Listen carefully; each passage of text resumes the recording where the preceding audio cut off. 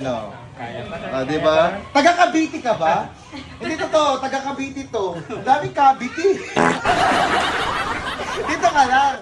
So ngayon, anong pakiramdam mo sa sarili mo na maayusan ka na ng ngipin? Anong masasabi mo? Anong masasabi mo? Anong pakiramdam mo? Wala, dati ka bang multo? Wala kang pakiramdam. Ha? Masaya na. Masaya na. Gaano kasaya? Paano saya? Anong klaseng saya? Ito kayo, maganda na ipin ko. Patingin ng saya, patingin ng saya.